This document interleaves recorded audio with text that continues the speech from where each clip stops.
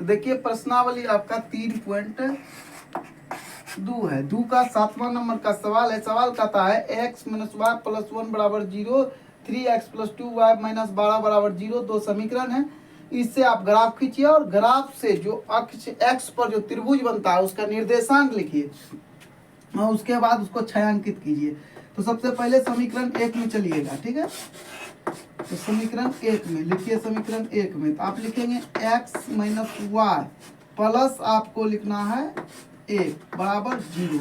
1 को उस पार ले जाइए, तो 1 को अगर हम उस पार ले जाएंगे तो -1 होगा, y को उस पार ले जाएंगे तो प्लस y हो जाएगा।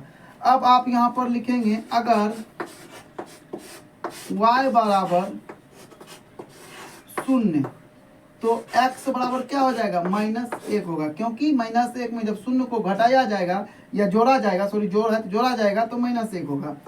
y बराबर आप ले लीजिए 1, तो आप क्या हो जाएगा, y बराबर आप 2 ले लीजिए, तो आपको हो जाएगा x बराबर 1, ठीक है, क्योंकि -1 है, प्लस 2 करिएगा तो 1 बचेगा।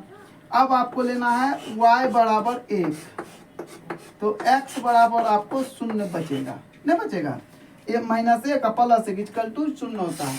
आप यहाँ पर ऐसे करके अपने कॉपी में घर बना लेंगे, x y, x आपका क्या है -1, 1 0, और इधर आपको हो गया 0 2 और 1। तो इस तरह से समीकरण 1 का आपके सामने आ गया। अब आप लिखेंगे समीकरण 2 में, ठीक है। समीकरण 2 थोड़ा भारी है, तो समीकरण 2 में तो 3x बहुत भारी नहीं है, थोड़ा भारी है। आप लिखेंगे -12 बराबर 0। अब देखिए आपको क्या करना है, 3x यानी तो आप डायरेक्ट भी यहाँ पर से कर सकते हैं, अच्छा इससे कर लेते हैं, प्लस 2y बराबर आपको मिलेगा 12। अब इसको उस पार ले जाइएगा तो 3x बराबर मिलेगा आपको 12 घटा 2y, x बराबर आपको मिल जाएगा 12 घटा 2y बटे 3। तो अब इतना मिलने के बाद अब आपको क्या करना है, यहाँ पर लिखना है अगर y बराबर 0, तो y बराबर 0 करिएगा तो y 2 गुना 0 0, 12 में 0 घटेगा तो 12 बचेगा, उसमें 3 से भाग दीजिएगा तो x बराबर आपको 4 मिल जाएगा, ठीक है।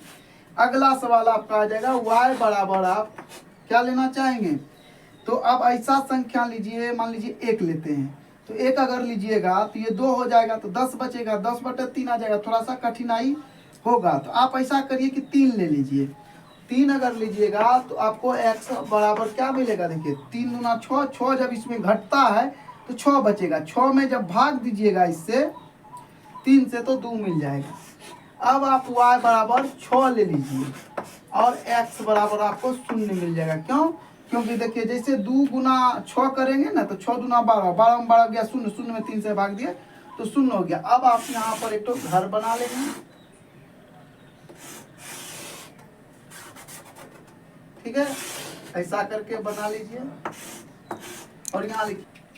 तो अब देखिए कि अब आपको क्या है, x क्या है 4, इधर क्या है 2 और लास्ट में आपका 0, और y आपका 0 है और y आपका 3 है, y आपका 6 है। तो इस तरह से आपका बन जाएगा, ठीक है। आप यहाँ पर साफ से 6 लिख लेंगे। तो देखिए ये ग्राफ है आपका, जो कि 2 समीकरण का हमने निकाले थे। तो पहला समीकरण ही है, देखिए -1 और 0, तो -1 x में है, y 0 है तो यहाँ पर आया, और 1 और 2 है तो 1 आपका हो गया x 1 हुआ, y 2 हुआ, इस सीधा में आपको यहाँ पर है, जो कि आप ग्राफ कॉपी में आसानी से बना पाएंगे। और लास्ट वाला है 0, 0x y 1 यहाँ पर इस बिंदु पर मिल रहा है, ठीक है। चौक से बनाए, थोड़ा सा मोटा हो गया है। अब ये जो है आपका दूसरा समीकरण का है, x 4 है तो 4 है, y 0 है, इस पर यह बिंदु होगा, जो कि हम नहीं लिखे थे, लिख देते हैं, ठीक है। तो ये हो गया। अब आपको अगला है 2 3, 2 3 आपको यहाँ पर मिल रहा है 2 के सीधा में और 3 के सीधा में। आपका 0x है और y आपका 6 है, यहाँ पर ये मिल रहा है। आप ग्राफ कॉपी में बनाओगे तो बढ़िया से बनेगा, वो अनुमानित है, ये हमने बनाया। अब आपको देखिए एक त्रिभुज बन रहा है, ये आपका त्रिभुज का निर्देशांक है, ठीक है, यहाँ पर जो लिखे हैं ये। अब इसको आप छायांकित कर दीजिए।